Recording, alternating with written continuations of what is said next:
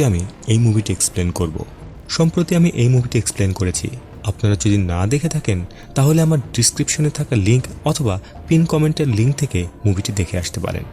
গল্পটি শুরু হয় 2010 সালে, যেখানে কিছু ছেলে মেয়ে একটি জায়গায় ভিডিও তৈরি করছিল। এখানে ভিডিও করছিল আবেদিন নামের একটি ছেলে। সেখানে ছিল আয়ু ও তার বান্ধবী রারা। সবকিছু ভালোই ছিল। হঠাৎ আয়ু অদ্ভুত আচরণ করতে শুরু করে। তাকে দেখে মনে হচ্ছিল কিছু একটা তাকে ভর করেছে, যেটা স্পষ্ট ছিল তার চোখ দেখে। বন্ধুরা সকলে ধরে আয়ুকে বাড়ি নিয়ে আসে। ক্যামেরাম্যান যারা ছিল তারা ভয়ে সেখান থেকে চলে আসে। আয়ুর যখন জ্ঞান ফেরে তখন তার কিছুই মনে পড়ছিল না। এমন সময় বাড়িতে আয়ুর বাবা আসে, যার নাম হলো গীত। রারা তার বাবাকে সবকিছু খুলে বলে। এরই মধ্যে আয়ুর মা সেখানে এসে পৌঁছায়। সকল ঘটনা শোনার পরে সে বলে আয়ুর হয়তো মেনস্ট্রুয়েশন হয়েছে। এমন সময় সে প্রায়ই অদ্ভুত আচরণ করে। খুব দ্রুতই এটা ঠিক হয়ে যাবে। পরের দিন সকালে আমরা দেখি আয়ু স্কুলে যাওয়ার জন্য রেডি হচ্ছিল।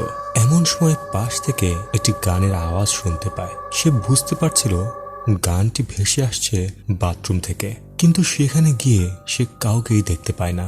কিন্তু কেউ একজন সেখানে ছিল। এরই মাঝে রারা আয়ুর কাছে আসে। এখানে সে গানের অদ্ভুত শব্দটি রারাও শুনতে পায়, কিন্তু সময় না থাকার কারণে তারা দুজনেই স্কুলের জন্য রওনা হয়। এমন সময় আমরা আয়নাতে অদ্ভুত কাউকে বসে থাকতে দেখি, যেটা তারা মোটেও দেখতে পাচ্ছিল না। স্কুলে যাওয়ার পরে তারা যখন মাঠে একসাথে দাঁড়িয়েছিল তখন রারা আয়ুকে কিছু একটা জিজ্ঞাসা করছিল, কিন্তু আয়ু কোনো রেসপন্স করছিল না। যখনই রারা আয়ুর দিকে তাকায় তখনই সে ভয় পেয়ে যায়, কেননা সেখানে আয়ু ছিল না। সেখানে দাঁড়িয়ে ছিল অদ্ভুত এক মহিলা, যার চোখ ছিল অস্বাভাবিক। হঠাৎ করে আয়ুকে এক জিন বশ করে আর অদ্ভুতভাবে সে নাচতে শুরু করে। অদ্ভুত ব্যাপার হলো তার সাথে সাথে স্কুলের আরো বাচ্চারা জিনের বশে চলে আসছিল। সেই বাচ্চাদেরকে স্কুলের সকলেই ভয় পেতে থাকে যে হচ্ছেটা কি তাদের সাথে। এই ঘটনার পরে স্কুলের প্রধান আয়ুর বাবাকে ডেকে নিয়ে আসে আর বলে সে যেন আয়ুকে নিয়ে ভালোভাবে চিকিৎসা করে, কেননা তারা মনে করে আয়ুর হয়তো স্পেশাল কোনো ট্রিটমেন্ট দরকার। এরপরে আমরা খাবার টেবিলে দেখি, যেখানে আয়ু হঠাৎ করে এমন ভাবে খাওয়া শুরু করে দেখে মনে হচ্ছিল সে অনেক বছর ধরে খায়নি। খাওয়া দাওয়া শেষ হলে চুপচাপ রুমে চলে যায়। যে ঘটনাগুলি ঘটলো সেগুলো দেখে তার বাবা মা চিন্তায় পড়ে যায়। এখানে আয়ুর বাবা বলে তারা যেখানে ভিডিও করতে গিয়েছিল সেখান থেকে কি কোনো অস্বাভাবিক কিছু একটা তার শরীরে চলে এসেছে। আর সে ভাবে ওই জায়গাটি যে দেখাশোনা করে যে গ্রামের অনেক বৃদ্ধ একজন ব্যক্তি, তাকে এই বিষয়টি জানানো দরকার। তখন আয়ুর মা জিজ্ঞাসা করে আমি কি গ্রামে কারোর সাথে এই বিষয়টি নিয়ে আলোচনা করব? তখন আয়ুর বাবা তাকে বলতে নিষেধ করে, এতে তাদের পরিবারের সম্মানহানি হবে। এদিকে রাত হয়। এই রাতে আয়ুর মাও সেই একই ধরনের গান শুনতে পায়। গানটি কোথা থেকে আসছে সে ওই দিকে যেতে থাকে। সে দেখে গানের সুর ভেসে আসছে বাথরুমের ভেতর থেকে। সে মনে করে হয়তো আয়ু বাথরুমের ভেতর থেকে গান গাইছে, কিন্তু সে যখন বাথরুমের দরজা খোলে সেখানে কেউ ছিল না, আর পেছনে চলে আসে আয়ু। আয়ুর মা বুঝতে পারে না বিষয়টি কি ঘটলো। সে এগুলো নিয়ে ভাবতে ভাবতে সেখান থেকে চলে যায়। এখন আয়ু এখানে একা। সে বাথরুমের পানির ভেতরে কিছু একটা অনুভব করে, এই জন্য সে ধীরে ধীরে সেদিকে তাকায়। তাকানো মাত্রই সে ভয় পেয়ে যায়, কেননা সেখানে ছিল অন্য এক মহিলার চেহারা। পরের দিন রারা বয়েজ হোস্টেলে যায়, যেখানে আবেদিন থাকতো। কিন্তু সেখানে গিয়ে সে জানতে পারে ওই নির্জন স্থানে গিয়ে ভিডিও করার পরে আবেদিনকে আর পাওয়া যাচ্ছে না। আবেদিনকে না পেয়ে রারা আবেদিনের ল্যাপটপ থেকে সকল ভিডিওগুলো তার মোবাইলে নিয়ে নেয়। এরপর সেই ভিডিওটি সে আয়ুকে দেখায়। ভিডিওতে তারা লক্ষ্য করে আবেদিন সেই জায়গা থেকে কিছু একটা তুলেছিল। তারা মনে করে হয়তো এখান থেকে কিছু একটা নেওয়ার কারণেই আয়ুর সাথে এমন অস্বাভাবিক ঘটনা ঘটছে।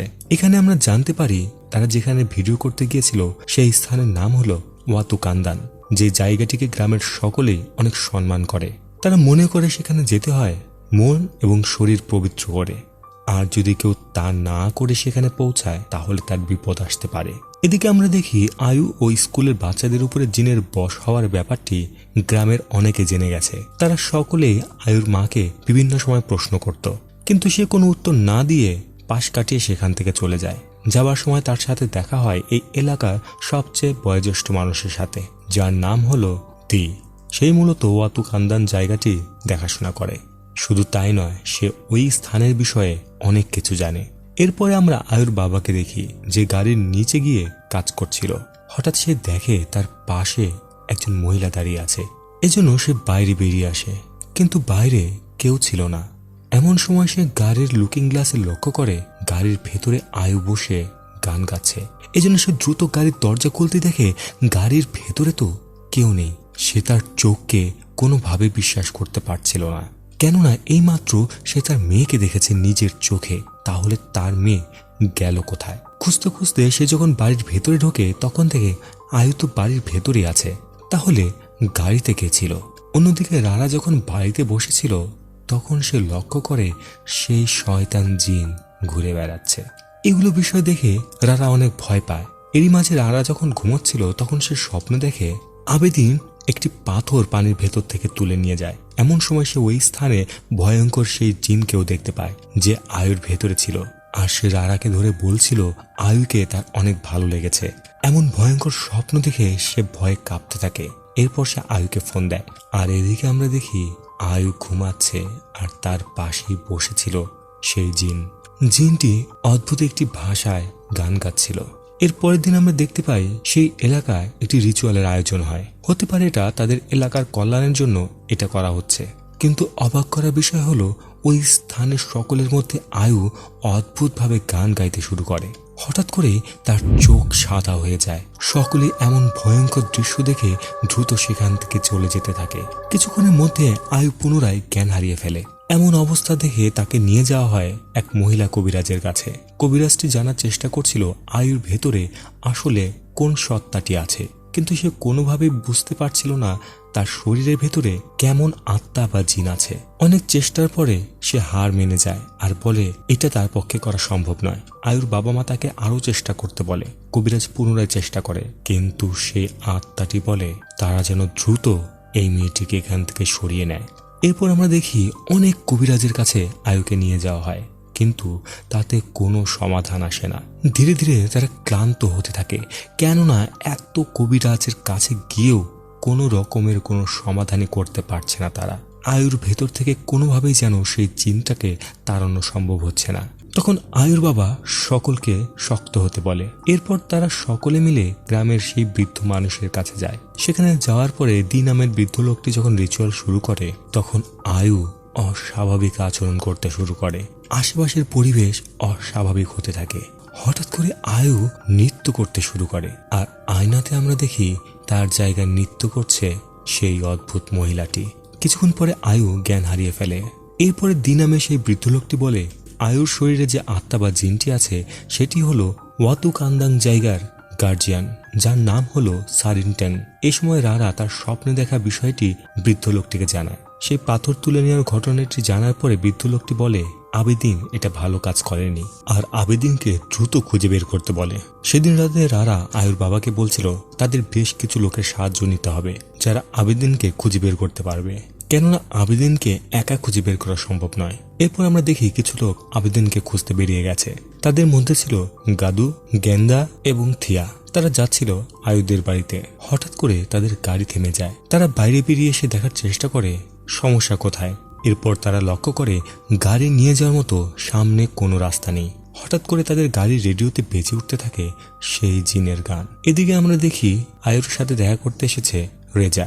সে আয়ুর সাথে কথা বলছিল। হঠাৎ আয়ু সেখান থেকে অদৃশ্য হয়ে যায়। এই জন্য রেজা ও বাড়ির সকলে আয়ুকে খুঁজতে থাকে। খুঁজতে খুঁজতে তারা দেখে আয়ু ঘরের বাইরে অদ্ভুত ভঙ্গিতে নৃত্য করছিল। এরপর আয়ু ধীরে ধীরে রেজাকে বলে সে কি আয়ুকে সত্যি ভালোবাসে।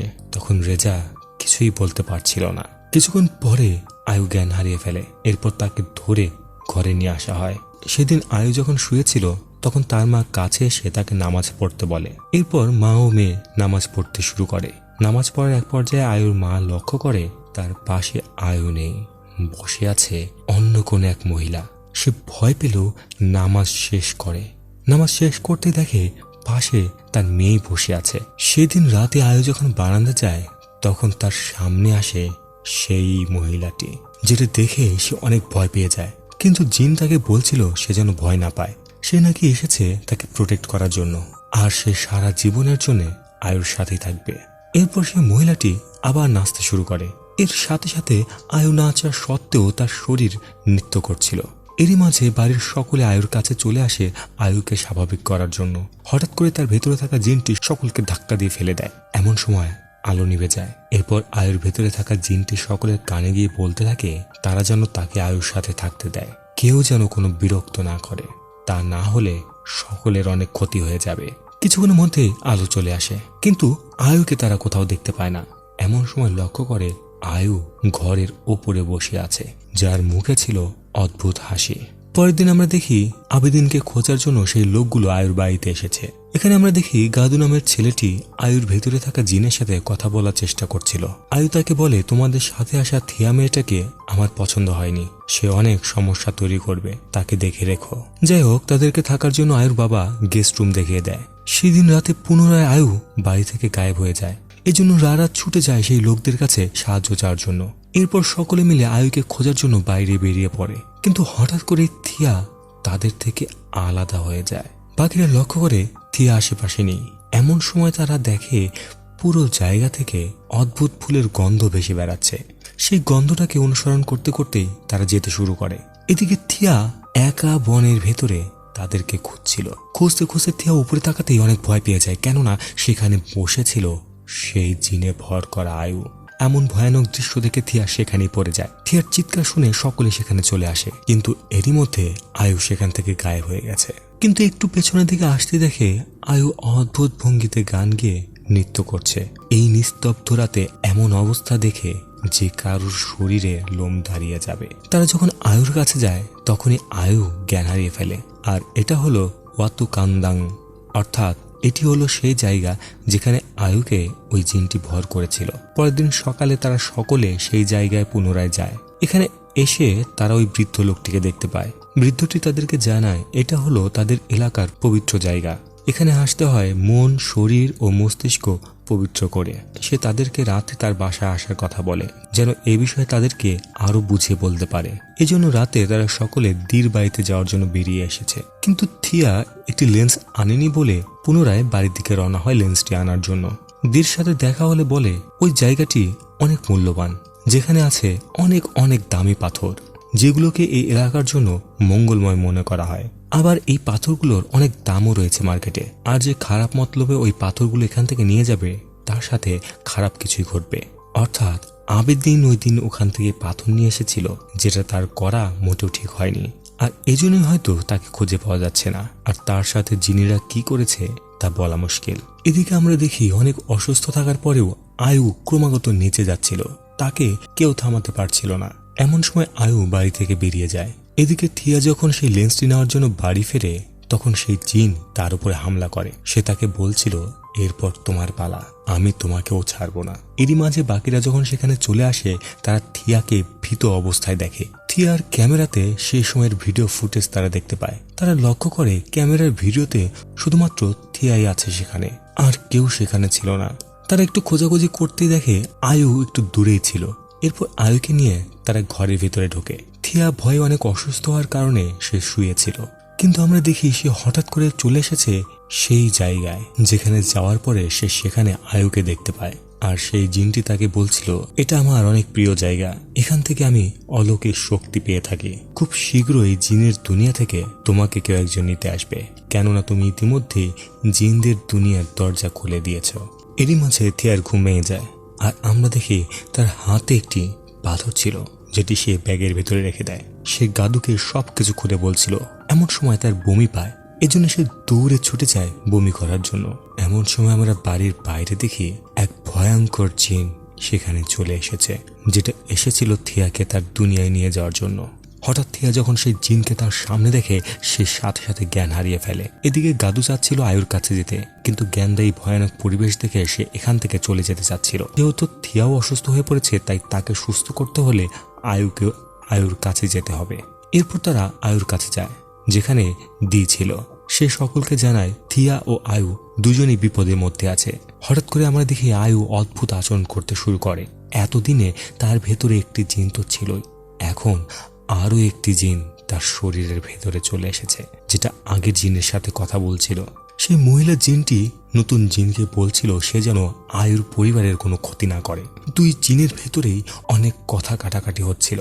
পরে আসা জিনটি যখন চলে যায় তখন আয়ুর ভেতরে থাকা প্রথম জিনটি সকলকে বলে একটি রিচুয়াল করার জন্য, অর্থাৎ ওয়াতু কান্দাঙে একটি দরজার মতো রয়েছে যেটির মাধ্যমে জিনেরা পৃথিবীতে চলে আসছে, আর সেই দরজাটি কোনো একটি ভুল করার কারণে খুলে গেছে, আর সেই দরজাটি বন্ধ করার জন্যই একটি বিশেষ রিচুয়াল করা প্রয়োজন। অন্যদিকে আমরা দেখি থিয়া অলরেডি সেই জিনের দুনিয়ায় চলে গেছে। এদিকে সকলে মিলে সেই রিচুয়ালের প্রস্তুতি নিচ্ছিল। এখানে আয়ুর বয়ফ্রেন্ড তাকে বলে, এই সমস্যার সমাধান হয়ে গেলেই আমি তোমাকে বিয়ে করব। এরপর তারা সকলে মিলে সেই জায়গাতে যায় যেখানে জিনেদের জায়গা। এরপরে দি রিচুয়াল শুরু করে। কিছুক্ষণের মধ্যে আয়ু জিনের বশে চলে যায়। সাথে সাথে আমরা দেখি তার আত্মা চলে গিয়েছে জিনের দুনিয়াতে। আয়ু সেই জিনের দুনিয়াতে থিয়াকে খুঁজছিল, যেখানে থিয়াকে সেই নিষ্ঠুর জিন কোনো এক জায়গায় তাকে টেনে হিঁচড়ে নিয়ে যাচ্ছিল। আর দূর থেকে আয়ু থিয়ার চিৎকার শুনতে পায়। এরই মাঝে রিচুয়ালটি সম্পূর্ণ হয় আর আয়ুর আত্মা এই দুনিয়াতে ফিরে আসে। আয়ু সম্পূর্ণ সুস্থ হয়ে গিয়েছিল। তার ভেতরে থাকা যে জিনটি ছিল সেটা চিরদিনের জন্য তার দুনিয়ায় ফিরে গিয়েছে, কিন্তু সেই দুনিয়ায় এখনো আটকে ছিল থিয়া। তারা থিয়াকে কিভাবে বাঁচাবে সেটা বুঝতে পারছিল না। তখন তারা এই ছোট্ট নদীটি অনুসরণ করতে শুরু করে। এর আগে আয়ুর ভেতরে থাকা জিনটি বলে গিয়েছিল এই নদীটি যেখানে বয়ে গিয়েছে সেখান থেকে সে শক্তি পায়, যেখানে আছে একটি দরজা। আর তাই তারা থিয়াকে বাঁচানোর জন্য সেই নদীটি অনুসরণ করতে থাকে। কিন্তু আয়ুর মা বাবা তাকে যেতে দিতে চাচ্ছিল না, কেননা অনেক কষ্টে তারা তাকে সুস্থ করতে পেরেছে। কিন্তু আয়ু চাচ্ছিল থিয়াকে এই দুনিয়ায় ফিরিয়ে নিয়ে আসতে, এজন্য সে তাদের সাথে যায়। এরপর সকলে নদীতে ঝাঁপ দেয়। কিছুক্ষণের মধ্যে সকলে পানির উপরে উঠে আসে, কিন্তু আয়ু ফিরে আসে না, অর্থাৎ আয়ু চলে গিয়েছে সেই জিনদের দুনিয়ায়। সেখানে গিয়ে দেখে থিয়াকে আটকে রেখেছে সেই ভয়ঙ্কর জিন। সেই জিনের হাত থেকে বাঁচানোর জন্য সে দ্রুত থিয়াকে মুক্ত করে। তখনই তার সামনে চলে আসে সেই মহিলা জিন। তাকে দেখা মাত্রই আয়ু সেই মহিলার কাছে অনেক অনুরোধ করে তাদেরকে সাহায্য করার জন্য। এদিকে আয়ুর বাবা মা দিকে বলে যেভাবে হোক তার মেয়েকে যেন ফিরিয়ে নিয়ে আসে, কিন্তু দি বলে যদি সে এখন আয়ুকে ফিরিয়ে নিয়ে আসার চেষ্টা করে তাহলে সেই জিনটি সারা জীবনের মতো এই দুনিয়ায় থেকে যাবে। কোনো উপায় না পেয়ে আয়ুর বাবা মা তবুও আয়ুকে নিয়ে আসতে বলে। এরপর দি যখন রিচুয়াল করে জিনদের দরজা খোলে, সাথে সাথে আয়ু